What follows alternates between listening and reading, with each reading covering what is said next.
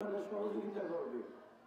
এই নতুন দাসে মহিলাদেরকে পৌরাণিক শিক্ষা হাফেজ করে এই সমাজে একটা বিরাট ধর্মীয় চেতনার ভূমিকা এই প্রতিষ্ঠান ছোট্ট প্রতিষ্ঠানটি দিন দিন বিরাট একটা অবস্থানে যাবে।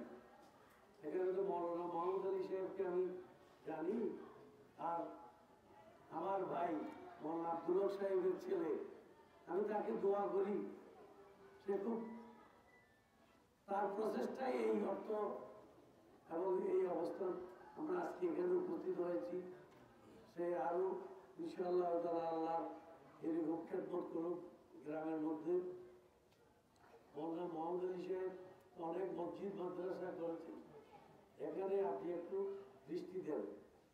এখানে তুরস্ক থেকে যদি সাহায্য এসে থাকে, তুরস্কের প্রেসিডেন্ট হাফেজ সাহেব, কোরআনের আপনার হাফেজ, কোরআনে হাফেজ, তুরস্কের প্রেসিডেন্ট।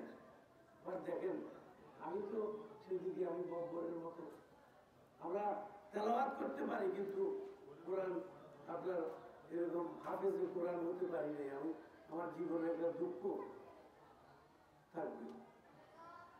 আজকে কোরআন যারা মুখস্থ করেছেন এখানে আপনারা তো প্রত্যেক জায়গায় অন্তত একটা মহিলাকে এখানে ট্রেনিং দেন, কোরআন শিক্ষার ব্যবস্থা করেন। প্রত্যেককে আমি আহ্বান জানাবো এখানে একটি সুন্দর থাকার ব্যবস্থা, খাওয়ার ব্যবস্থা, নামাজের ব্যবস্থা, গরম পানির ব্যবস্থা রেখেছে এবং কম্পিউটার দিয়ে লেখাপড়ার ব্যবস্থা করেছে।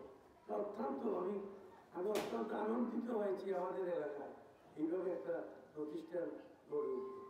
এটা এমন একটা জায়গায় হয়েছে, মনে রাখবেন এখানে ভিন্ন একটা জাতিও আছে।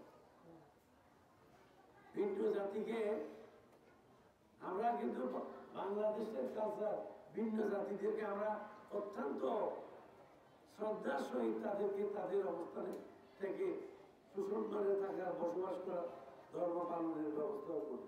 এখানে একটা সুন্দর সম্প্রীতি থাকতে হবে, যাতে কোনো রকমের ক্লাস না হয়, দুর্নাম না হয়। সুন্দর বুদ্ধদের সাথে আমাদের আগে থেকে সুন্দর সম্পর্ক আছে, ভবিষ্যতেও সম্পর্ক সেটা বজায় থাকবে। সুন্দর করে আপনারা চালিয়ে যান। আমরা যখনই প্রয়োজন আমাদেরকে ডাকবেন, আমরা আসবো। আমি আশ্বস্ত করছি প্রত্যেকটা কাজে সহায়তা করব, অর্থ সামর্থ্য মনোবল যেটা দিতে হয় সেভাবে আমরা সাহায্য করে এই মাদ্রাসাকে যাতে সুন্দর করে আল্লাহর আপনার দিন ইসলামের এবং কোরআনের এই পাখিদের সেবা করা যায় সেটার জন্য প্রতিশ্রুতি দিয়ে আমি বক্তব্য শেষ